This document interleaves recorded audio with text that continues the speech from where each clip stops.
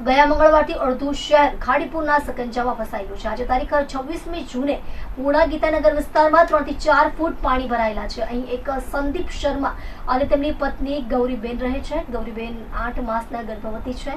તેમનું ઘર પૂરના પાણીથી ઘેરાયેલું હતું। દરમિયાન અચાનક આજે સવારે ગૌરીબેનને પીડા શરૂ થઈ હતી। પીડા સહન ન થતા તેની તબિયત બગડી હતી, તેથી પરિવાર ચિંતામાં મુકાયો હતો।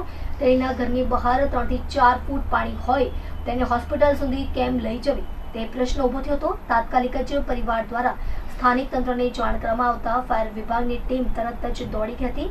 ફાયર વિભાગના જવાનો બોટ લઈને સંદીપભાઈના ઘરે પહોંચ્યા હતા। 3 થી 4 ફૂટ ઊંડા પાણીમાં બોટ મારફતે પહોંચીને જવાનોએ અત્યંત સાવચેતીપૂર્વક ગૌરીબેનને બોટમાં બેસાડ્યા હતા। પાણીની ગંભીર પરિસ્થિતિ વચ્ચે પણ ફાયર વિભાગની ટીમે પોતાની ફરજ બજાવી ગૌરીબેનને સુરક્ષિત રીતે પર્વત પાટિયાની સિટી હોસ્પિટલ પહોંચાડ્યા હતા। હોસ્પિટલમાં તબીબો દ્વારા ગૌરીબેનની તાત્કાલિક સારવાર શરૂ કરવામાં આવી હતી। ડોક્ટરે જણાવ્યું છે કે હાલ ગૌરીબેનની સ્થિતિ સામાન્ય છે। મહિલાના પતિ સંદીપભાઈ કે જેઓ ટેક્સટાઇલ માર્કેટમાં નોકરી કરે છે, તેમને આ મુશ્કેલ ઘડીમાં તંત્ર અને ખાસ કરીને ફાયર વિભાગનો હૃદયપૂર્વક આભાર વ્યક્ત કર્યો હતો।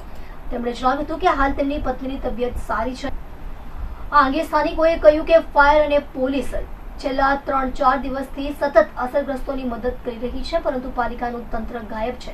3 દિવસથી પાણી ભરાયેલા હોય તેના નિકાલ માટે પાલિકા તરફથી કોઈ વ્યવસ્થા કરવામાં આવી રહી નથી। તેના લીધે લોકો હેરાન થાય છે।